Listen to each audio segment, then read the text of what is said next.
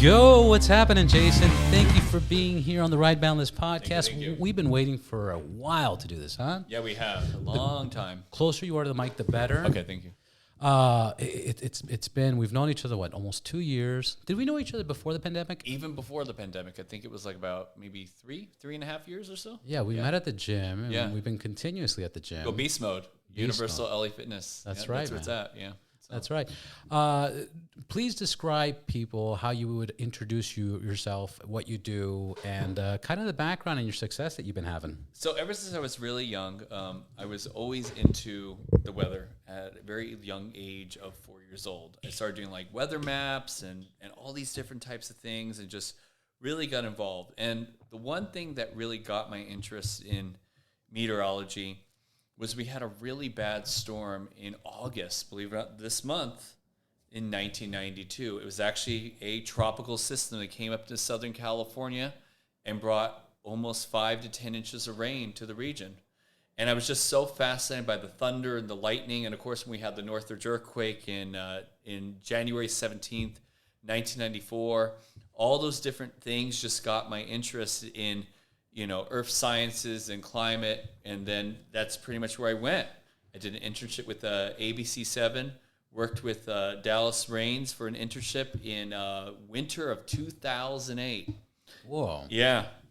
And I remember we were in elementary school, at Noble Elementary School, and there was a really bad storm. It was actually during the El Nino of 97, 98, and it was November 9th.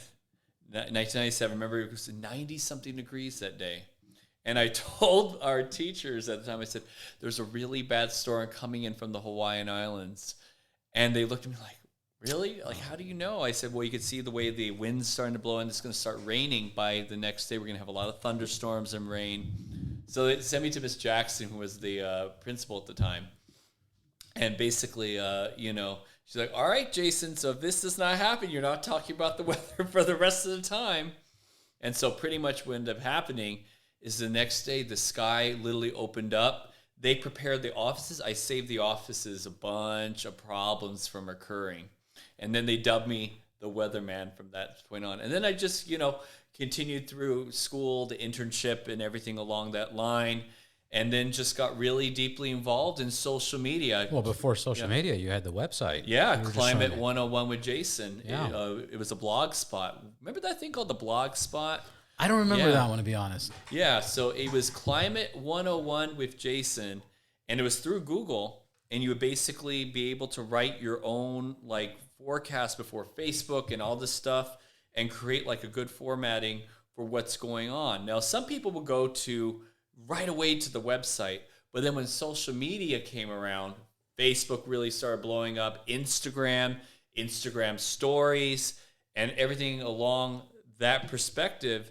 That's when I was like, oh yeah, I need to jump on that wagon and really reach the masses and explain what's really going on with the weather.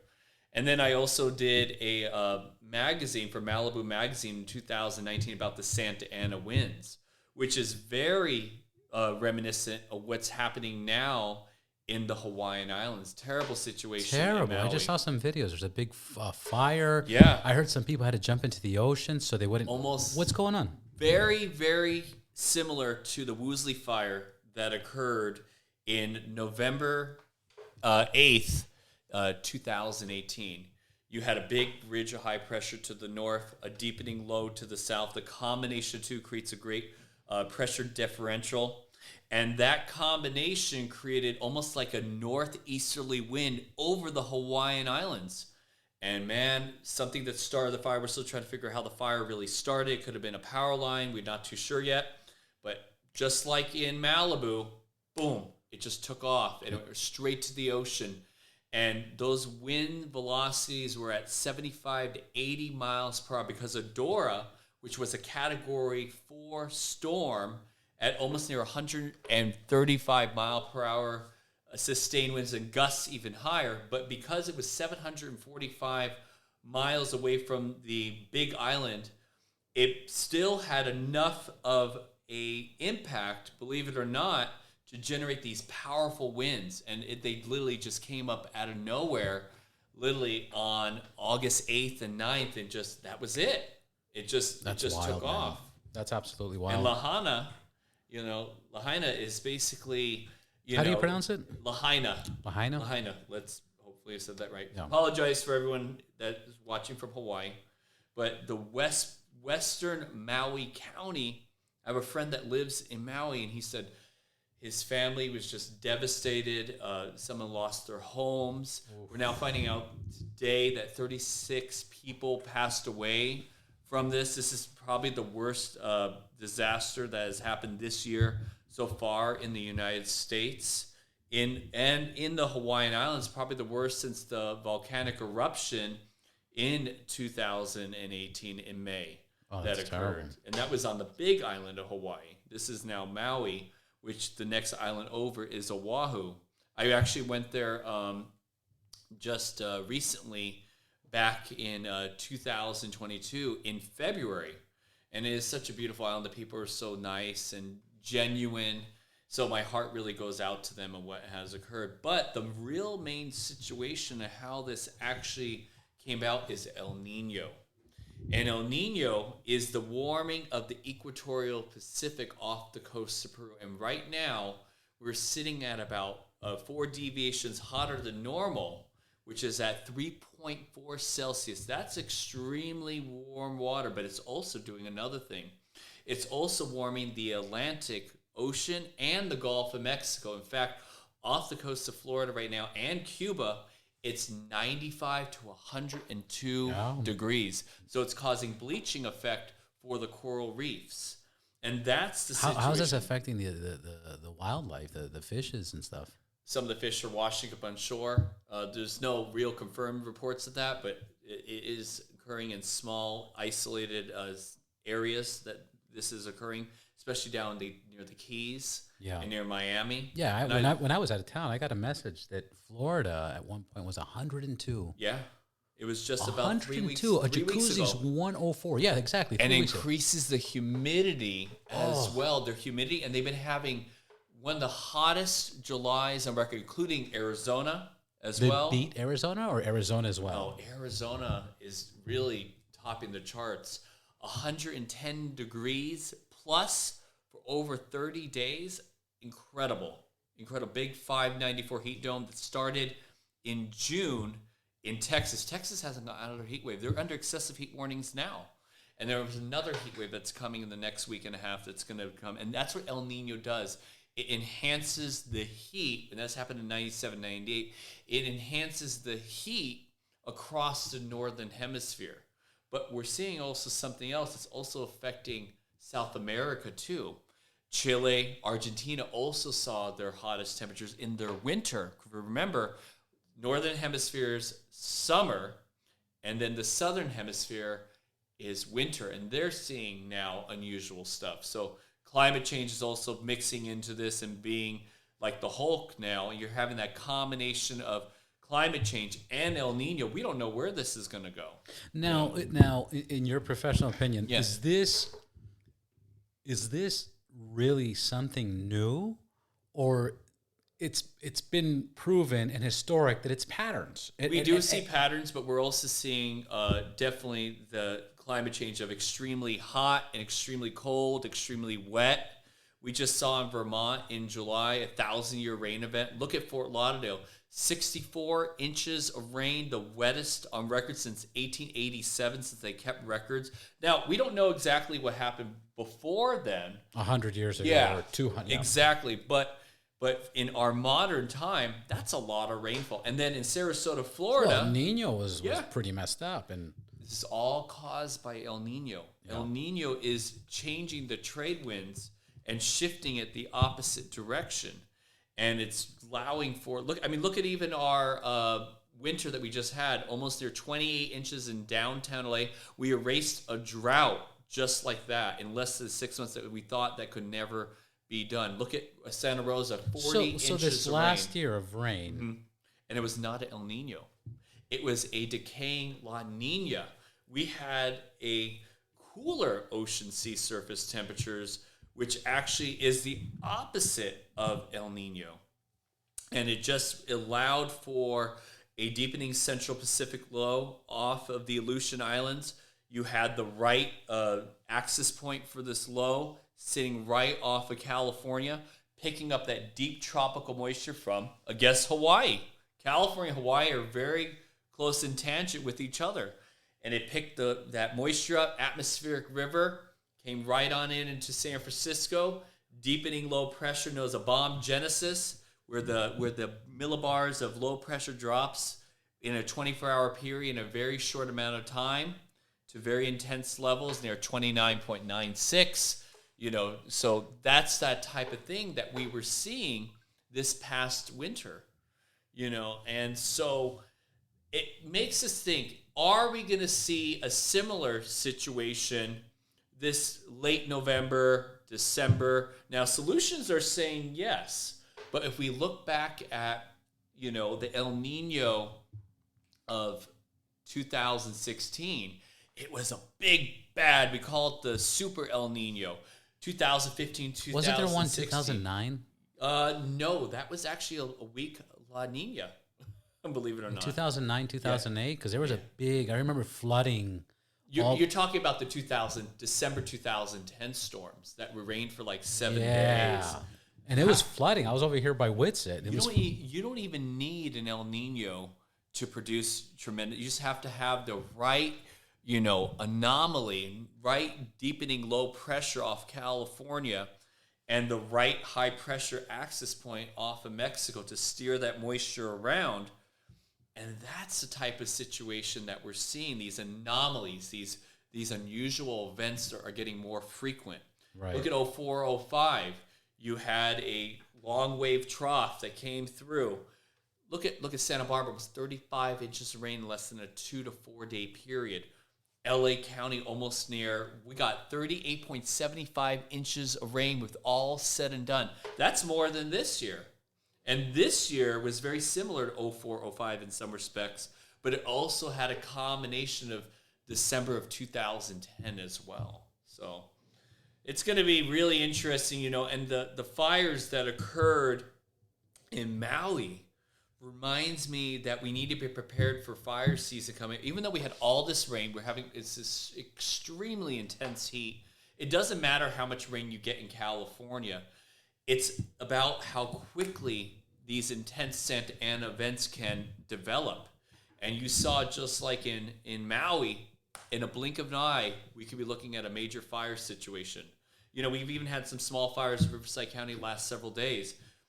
No wind driven, which is a good thing, but you never know. When we get into, around October 15th is usually when the Santa Ana wind season starts, and around Halloween, usually around that time, or even into November, we just have to look back to the Woolsey fire, which devastated the community of Malibu, and Agora Hills, Thousand Oaks. Look at the Thomas fire in December 2017.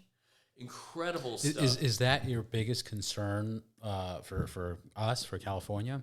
I think the combination that we're seeing is a double-edged sword, which either is really torrential rain or the haves and the have-nots. We're either going to see very, very, very, very major flooding and mudslides in this winter, or we're not going to see anything, or we're going to see fires and everything along that line.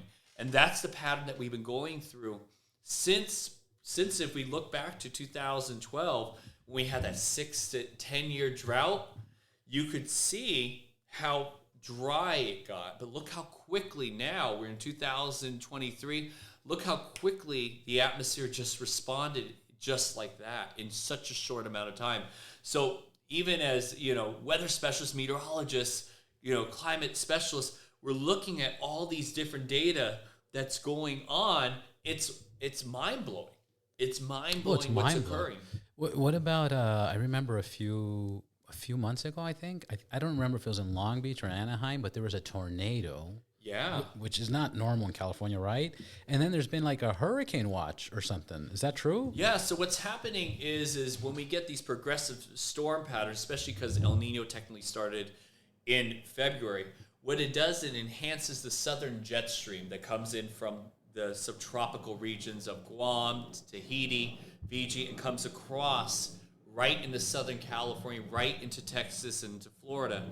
And what it does is it's very super moist laden storms. And then you get a little mixture of some colder air that comes in with this moisture laden atmosphere, and you get your severe weather. That's why we saw all those tornado outbreaks in, Montebello, California, EF1 tornado. Yeah.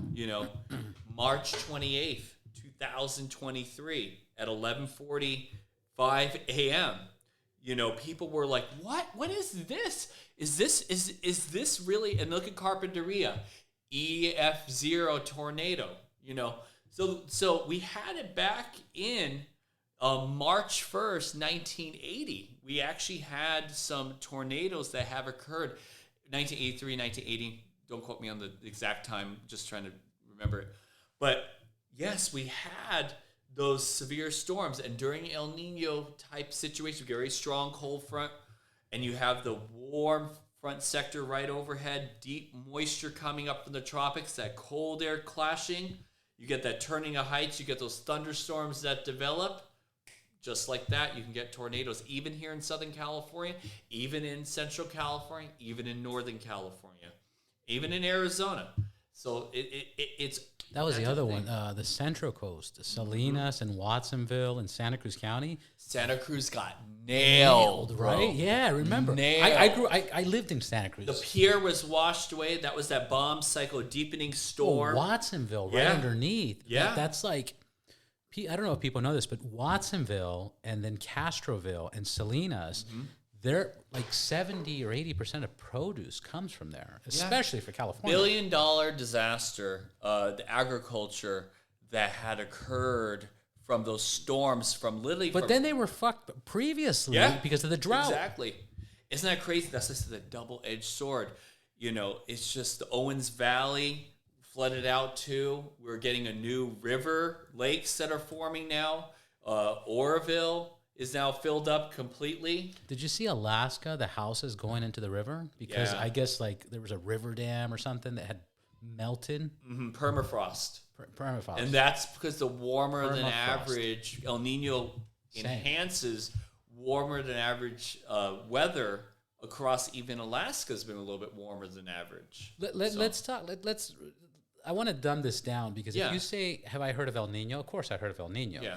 But the way that you're using El Nino, like that wasn't El Nino, this was the El Nino. What is the definition of El Nino? El Nino is a phenomenon that happens every 2 to 7 years. And a big one usually happens every about maybe 10 to 15 years or so.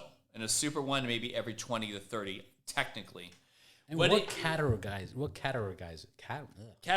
it? Yeah. So an El Nino is the warming of the Pacific Ocean. Okay. A La Niña is the cooling of the Pacific Ocean off the coasts of Peru. So two complete opposites. The trade winds are different. It sloshes from one side to the other. And I'm trying to simplify it as best as I can. No, that's nailed it. Yeah. So basically that's what ends up occurring. In El Nino, you have the opposite effect where all the warm water sloshes over to Peru. Okay. In a La Nina, everything sloshes over to Indonesia. So that's the difference. In an El Nino, it promotes a more deeper Aleutian low, Central Pacific low, to generate a very strong East Pacific jet stream from Japan to Philippines, kind of similar like we had this past winter, right into California and cause storm after storm after storm scenario. I was just in Lake Tahoe for about a week with one of my friend's birthdays, actually two of my friend's birthdays. And I was up about 9,650 in Heavenly Valley Resort in South Lake Tahoe. They still had snow. You could still see snow on August 3rd, 2023. There still was snow. It was snowing till April? May? May 4th. May the 4th be with you. I had friends snowboarding. I know. I was like, what, is this from like a long time? No, they're like, this is now. Mammoth Mountain had, in the backside of the country, had almost near 906 inches of snow. South Lake Tahoe, I was talking to some of the residents when I was out there, 587 inches of snow. And you go there now, it's like nothing even happened. It's so crazy how quickly things can change in just a blink of an eye. That's wild, man. I know. What's the craziest event, since you've been studying weather, what's the craziest event that you have seen? There's been too many. I mean, the Woolsey fire. I mean, the ones Woolsey fire, the rainstorms that we've been seeing this past winter. We literally have gone from a severe D4 or D5 drought. For those that don't know what that is, that's like extreme, exceptional drought situation. And we literally went from that to nothing. If you look at the drought monitor now, I think the only area that's left a teeny bit of drought is the eastern Mojave Desert. They're waiting for the monsoonal flow. That's been not that strong because we're still waiting for hurricane season. We're still a lot to go. We still have all of August and September, even into October. And sometimes with El Nino, you could see warmer than average sea surface temperatures already occurring off the coast of Southern California and into the Sea of Cortez, the Gulf of California. And so we're looking at possibly another tropical system, another remnant system for Nanda. Yeah, these names, right? You know. Why is it always women's names? It's women, it's men too. Yeah. You know, but it's usually women. We had Adrian. You know, we had Calvin. Adrian's both boy or girl. Yeah, I know. You know. Rocky, Adrian. That'd be cool. We had a Rocky storm, right? Yeah. Rocky, yeah, or Hulk, or we had Katrina, Thor. You know, Katrina girl. Yeah, Katrina, and then Katya. Yeah, I was in Hurricane Andrew. Oh, that's Andrew was a guy. Yeah. My brother was with me on that one, and then he moved back, and he was in Katrina. Tell me the story about what you went through with Hurricane Andrew. I want to hear your perspective on it. Well, we went and we boarded. This is what, 1992, 93 or something like that. We went and bought the boards, and we boarded up everything. We couldn't see outside. It sounded like the ocean was, outside of our window. We lived in an apartment building. Wow. We went out what we believe was the eye of the storm. But we were in a big, solid concrete apartment building. Oh, no. So we went out, and we went out, and we grabbed, and then we started feeling that it was closing in because we felt the wind. And I was like, this is cool. My older brother was like, get over here, stupid. I'm like, you're stupid. And then my mom's like, estupidos, get in here. And then we ran back inside.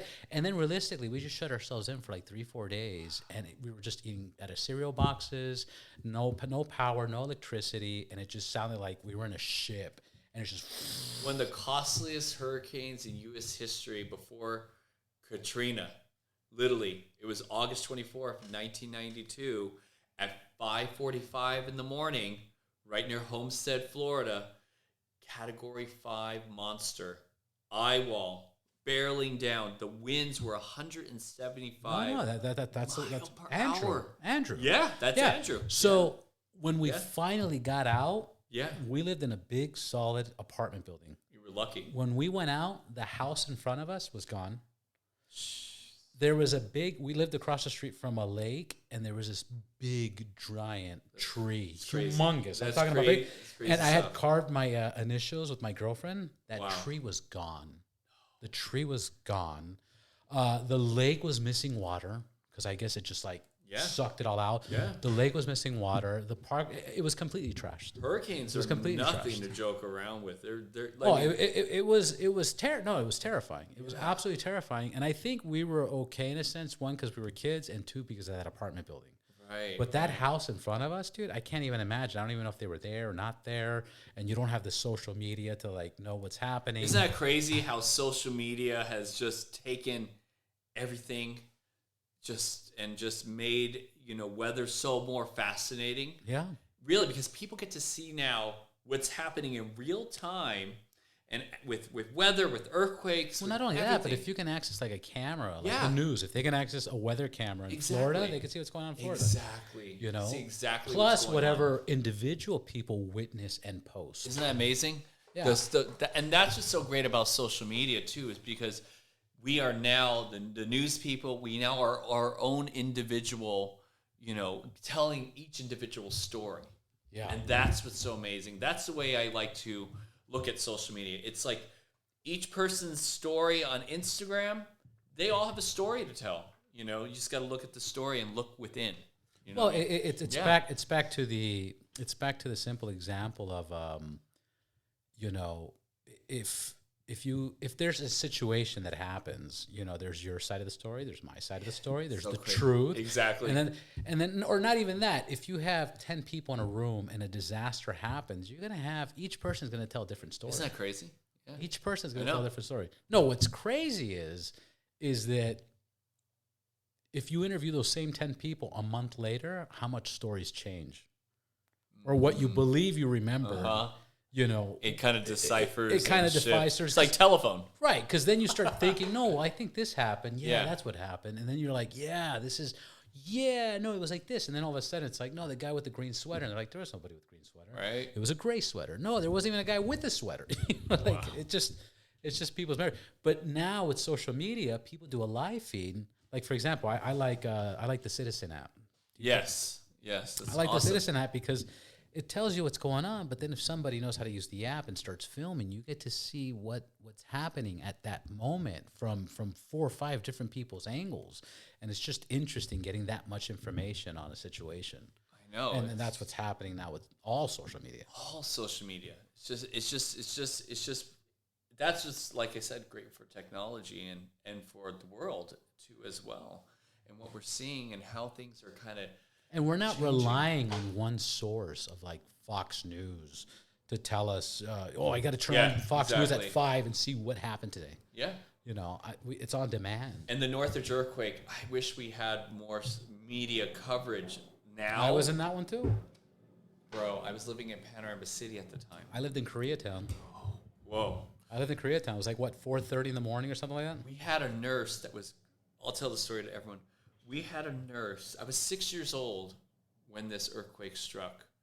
And we had a nurse that was going to Northridge Hospital. She went in the elevator. She was in the elevator, bro. The elevator. Fuck. That's like the worst. She did not know that the magnitude 6.7 earthquake, that was going to be like the most costliest earthquake in Southern California's history from that standpoint, was going to be like occurring. And you can hear her saying, "Get me out of here." And it was, oh my God, when it was shaking, I remember I was in my bedroom and my grandma had this little nightlight. That thing just went to the ground. It didn't break, but you could hear, before the actual earthquake arrived, you could hear the windows kind of like a kind of low rumble. Yeah. And it hit. I'm telling you, when it hit so quick, that was 42 seconds of literally sheer terror. And the Gen Z culture that's never been through anything like that, it was something that was a sheer nightmare. And I still remember it. And that's really also pushed me into the weather and earthquakes and all that fun stuff. The aftershocks.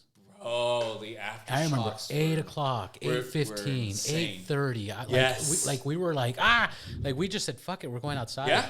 It was like shit. It was crazy. I remember that the magnitude 5.3 earthquake that happened the day after, or there was a magnitude 5.5 that occurred. Wow. You want to hear craziness? Yeah. Check this out. Go. We were in 1989 earthquake in San Francisco too.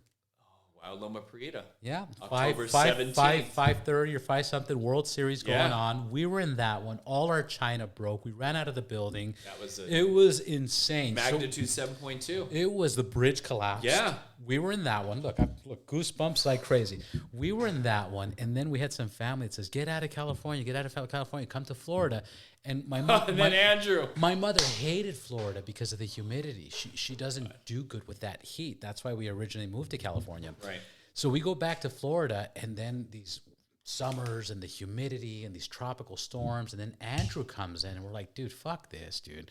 Let's go back to California. We come back to LA, and then we get the earthquake, San Andreas. So I've had 2 earthquakes and 1 hurricane, and my brother's had 2 earthquakes and 2 hurricanes.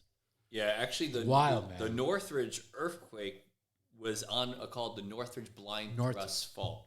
We haven't had the San Andreas fault. Knock on wood. You know? Yeah. It was Northridge. You're right. Northridge. Yeah, so it was basically CSUN looked like a pancake. The San Francisco one was San Andreas, no? No. It was kind of close to the San Andreas, but not quite. Not quite. Not quite, no. Yeah. Yeah, and then same thing. I was just, 7 years old at the time, 1989? No way. Yeah, 7 or something like that. So you went through your first earthquake. Wow, that's nuts. Yeah. And I was 6 years old when I went through my first earthquake. Wow. And I'll tell you, I don't know. I don't know what was scarier, going through an earthquake at 4:30 in the morning when you don't know what's going on. It's always the morning. I don't know what it's about the morning. But the one in San Francisco. That was 5. That was evening. Yeah. That was like 5:30 or something. Same thing with Ridgecrest. It was in the evening as well. It was 7 o'clock in the evening. That was basically July 4th and 5th. We had the big Ridgecrest earthquake that occurred, near Ridgecrest, the Ridgecrest earthquake. And the first one occurred was a magnitude 6.4. And then you had about a day of a delay, and then boom, that one hit. I was getting off of work at the time. I remember my car was in the shop, so one of my friends dropped me off. And I remember as soon as I stepped out of the car, walked to my condo, boom. And I'd never been outside during an earthquake. The trees were like moving back and forth. So, yeah. What's done more damage than anything? Hurricane, tornado, or earthquake? All of them have different types of damage. Of consequences. Yes. Heat waves are very deadly. So heat waves are actually, floods. Floods are the number one killer. Floods, because floods can happen in a moment. Flash floods happen right then, but heat waves now are becoming. But Universal Studios has a flash flood every hour. Yes, they do. On the tram tour, you should go check it out. Exactly. And they have an earthquake. Every 30 minutes. And they have an earthquake on there. And they're fine, man. What's going on? I know. Well, that's movie so magic, floods, So floods is the number one. Yeah. Yeah, that makes sense. Floods. You have heat waves, hurricanes contribute. Okay, storm surge. I guess. Let me rephrase the question. What has had the most deaths? Because you're right, damage can, like a tornado, can fuck shit up. A hurricane can mess things up. Well, hurricanes coincides with floods. Storm surge that can go all the way inland. We saw that with Katrina. Look at the 9th Ward, devastation. You saw that with Ian. Last September, look what it did to Fort Myers and Naples. Obliterated. And that was that storm surge that was 15, 20 foot that gets pushed by that deep central, deepening low pressure center by the hurricane, pushes that wall of water on. Also tsunamis. Look at the Indonesian tsunami, Indian tsunami in December 26, 2004. Or the Japan tsunami. 20,000 plus people gone. I heard 200,000 plus people gone in the December 26th. That was devastating. Yeah. No, devastating. Magnitude 9.9 earthquake, on a subduction zone plate in the Indian Ocean. Same thing off of Japan, Is it true that California can't get a tsunami? At this point, no. California cannot get a tsunami because you have the Pacific plate and you have the North American plate, and it's landlocked. Yeah. So you cannot get us now. That's what I heard. So now the opposite is with the subduction of the Cascadia subduction zone in the Pacific Northwest. That's right off the coast of Seattle, goes down into Northern California. That one did produce a tsunami back in the 1700s, and it caused the ghost forest in the Pacific Northwest. In fact, they did a lot of research on that. And the orphan tsunami that hit Japan, they didn't know where it came from. They found out that that was from that type of movement from the subduction plate boundaries going underneath one each other, and like a springboard, boom, it pushed that water column up very, very high. So, but very, very rare. It's not impossible, but like chances are it's rare. Rare. I want. Tell me your opinion on this real quick. Okay. I posted a drone video. This is kind of random, but you'll see where I'm getting at. So I was at a buddy's house in Malibu, and he lives right on the water. Right. Okay. And I pulled out my drone, and I did this drone shot of waves splashing into the rocks, onto the property, real nice, just beautiful. Right. I post this, and I think nothing of it. Like it's a beautiful shot, right? Right.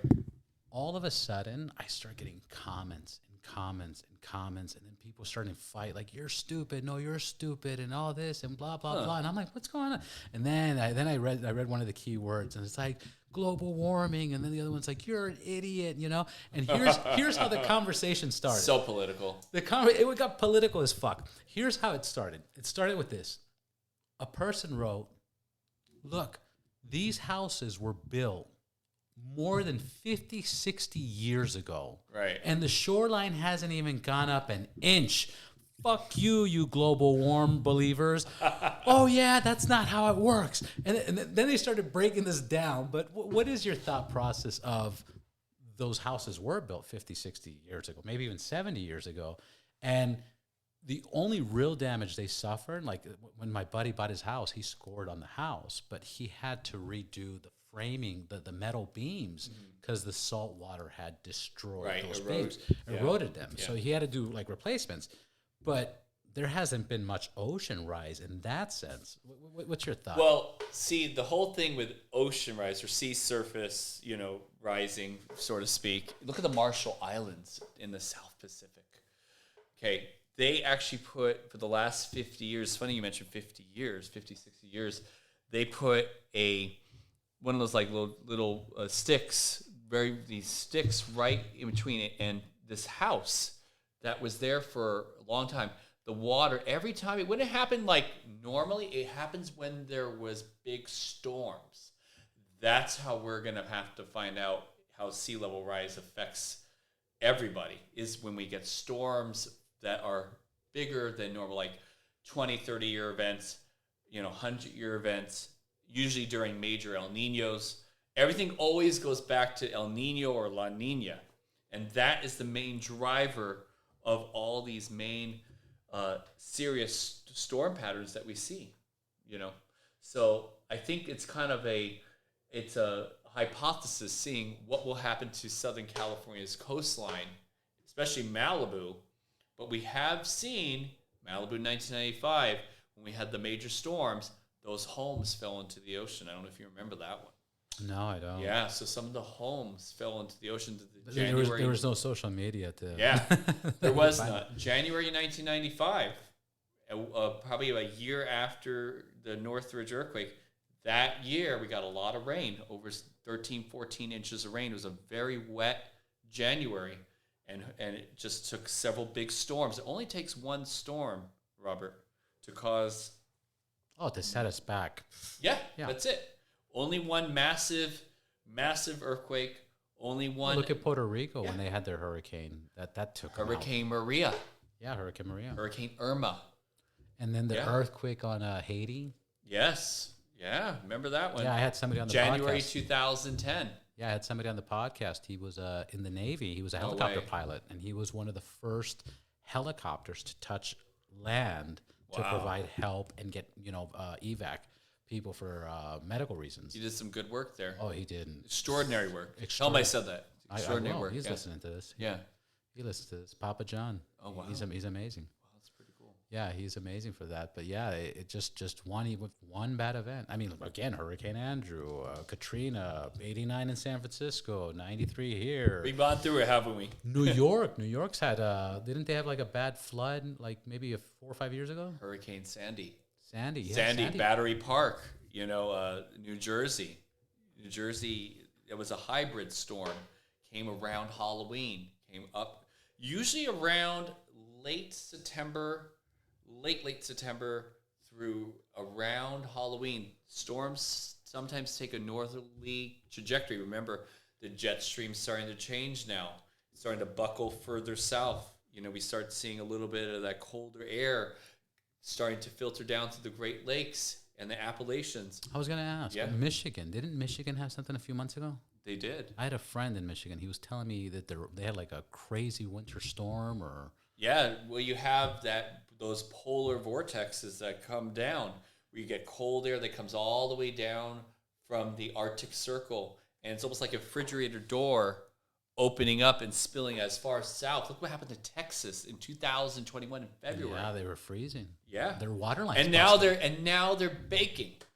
Yeah, their water lines busted, right? Yeah, they froze. I had a friend that was over in Texas, my friend Alicia, and she was down there in Texas during those extreme cold, and she showed me video of like the pipes bursting, and also there was water going into the garages. I had many friends that were showing me all these different types of things and they're not built for cold. They're built for heat, but they're not built for cold.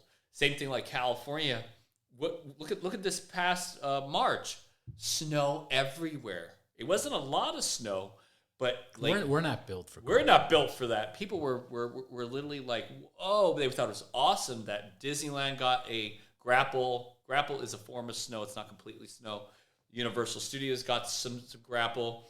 Now the foothills of Altadena, Pasadena got a bunch of snow. So like I said, we're seeing so much extremes, and I think this is just the start.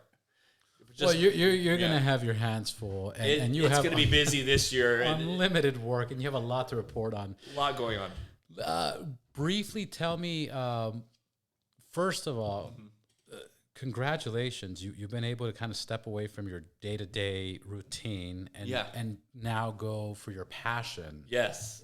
Can you tell me about that? So basically, I'm on TikTok. You heard of TikTok, right? Yeah, I've heard of it once or twice. TikTok, right? Yeah, once or twice. It's the German company, right? I'm called Weather Daddy on TikTok. I know, right? That's your handle, right? That's my handle, That's Weather Daddy. That's awesome. Thank you.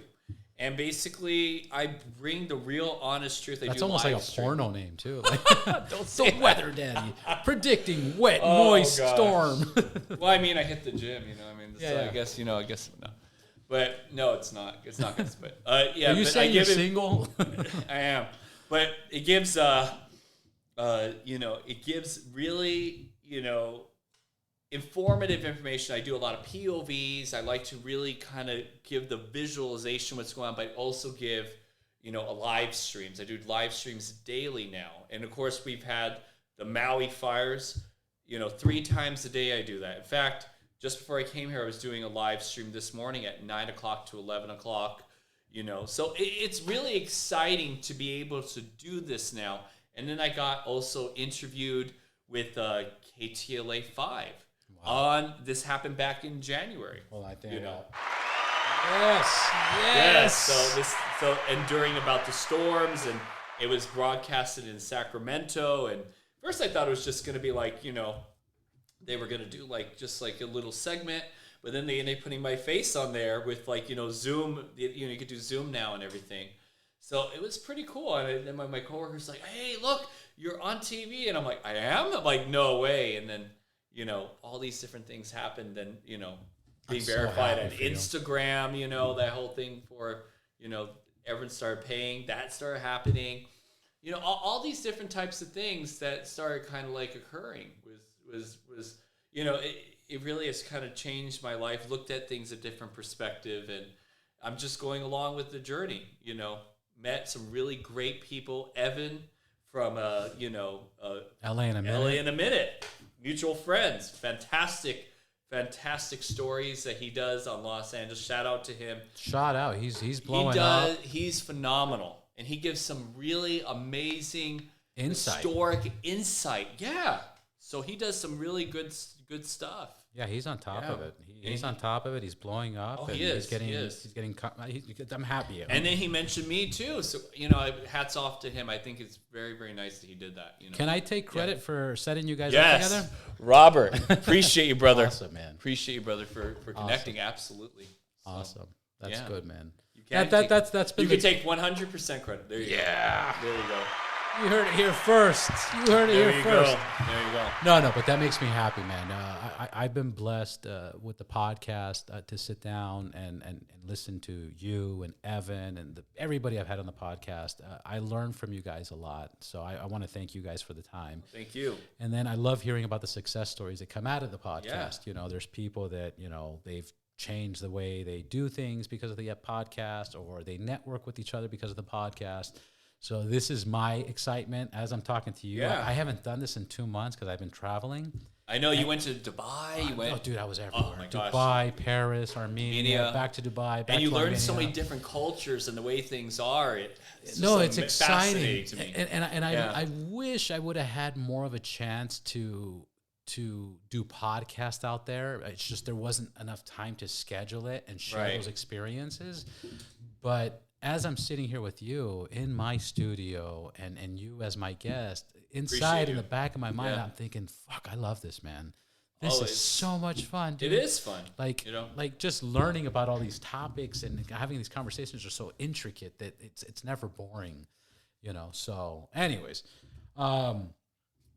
your TikTok fame, you have now how many followers? And 88,000 now. I never thought that. I mean, weather people and stuff like that. I'm all organic. I want everything organic. So I just, it's all about building a rapport with your longtime followers. I have people that have been following me for about 3 years now. I've been on TikTok. Which is a long time for social media. Yes, it is. It's a very long time. And, I have some great moderators. It's all new to me, but now I'm getting used to everything now. It's starting to kind of trying to absorb everything. It's still even now you're getting used to new things because TikTok's always changing. Instagram's always changing. Threads now, look at that. So that's some stuff I'm putting out there. Twitter, no, not the bad Twitter. I'm not on the bad Twitter, folks. Jason61987. So I do my operational meteorology forecasts on there too. You could look for me on my Instagram at the Farhang. You could also look for me at Weather Daddy on TikTok. This is why you need to continue having a webpage. Yeah, and maybe I'm going to start the Climate 101 with Jason again. Yeah. I haven't done that since before you want to do 2019. You want to do that because what I realize with Instagram and TikTok is your content is very good at that moment.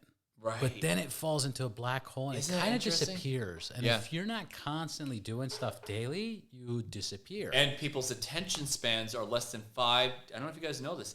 5 to 7 seconds. Oh, yeah, of course. It's insane. And it's getting worse. It's getting worse. Way worse. Way worse. Like some people that start watching my videos, if a random person watches one of my videos, they're like, hey, dude, your videos are cut pretty fast. And I'm like, yeah, trust me, I know, because I've made hundreds of videos. And the ones that are not chopped up fast, they don't get people don't watch it all the way. People want that. People want that cut. Yeah, cut. They want. Let's go. Oh fuck! Yo, nice video. Exactly. But if it's just like, hey guys, this is me. Next. Yeah, it's true. It's fucking crazy. It's true. It's wild. It's true. You have to have the hook. You have to get people into. But then when you have a fan base and you have people that are loyal to you, they're gonna want that one place where they can follow you and go to their website and see that daily blog or what are your other social medias. Like right now, I'm gonna critique something. You just gave a website, your TikTok, your Twitter, your Threads, and they're all different names and users. I know. You know what I mean? That's crazy. That's like the only thing that's gonna save your butt on that is having a website where they can go one website and find that stuff. Or Linktree. Or Linktree. I don't even know how to do that. Yeah, or you're gonna have to you're gonna have to try to get Weather Daddy for all your social media. It's hard, I know, but that's something you should consider. Last question: what's where do we see Jason in 5 years from now? What's the goal? What do you want, man? Goal is to continue doing what I'm doing, make people really informed about the weather and earthquakes and whatever is out there because everything's gonna be drastically changing. I definitely want to do work in an actual news industry. You would do that? Yeah, I would do that. But I also like the freedom that I'm doing now. So whatever comes my way, to be very honest with you. I would say make your goal where you're doing it by yourself and you start making great money. Yeah. And fuck a corporate job. Right. Fuck showing up at a certain time, right, reporting what they want to report, speaking the way you want to speak. Fuck that. Like that's so 20 years ago, man. I know everything's so changed now. That's like me saying, like, what do you think would be more exciting? Corporate jobs are so stressful nowadays. Oh, dude. So stressful nowadays. Dude, you say the wrong thing to a person next to you. Yep. You like whatever, you make a joke or Can't say it. Yeah. It's so much restriction. It's like, what would I rather have? Would I rather blow up my podcast and get a bigger studio and bigger guests and bigger sponsorships and bigger everything and have it be mine? Or would I want to work for like Power 106? Like, I don't want to work for Power 106. Yeah. Like, I'm not even interested. Like, if they call me up and they say, dude, we'll pay you $150,000 and I'm not making nothing right now on my podcast, I'd be like, no, thank you. I'm not interested. Like, why would I do that? I get to go, come and leave, and I get to talk to whoever I want. If I want to talk to a Trump supporter, I'll talk to a Trump supporter. If I want to talk to a Biden supporter, I can talk to whoever I want. If I want to do this in Spanish, I'll do this in Spanish. You could do whatever you feel. You have that, you're the boss. I'm the boss. Yeah. That's it. Yeah. There's no limits. If you want to be on my... You're the beast mode boss. That's what you got to, that's what you got to do. Yeah. And my dream goal is to, like, make this bigger. And I love this. Oh, it is, This bro. This is badass, but I want to make this bigger. It is. Trust me. I do. It is. It's happening. It's happening right now. It's happening right now. It's happening right as we speak. As we speak. Jason, any last words? Any recommendations? Any motivational tips? Any? Keep on doing what you do. Be consistent, dedication, and perseverance. There are going to be storms in life. Just got to go with the flow of it, and never ever give up. That's it. I like that. Jason, I'll have you again whenever you want. Thank you for coming. Oh, there's going to be a lot. We're going to have rain. We're going to have wind. We're going to have maybe who knows what else, so. Well, we know who to call when it comes. There you go. Till next time, brother. Thank you, brother.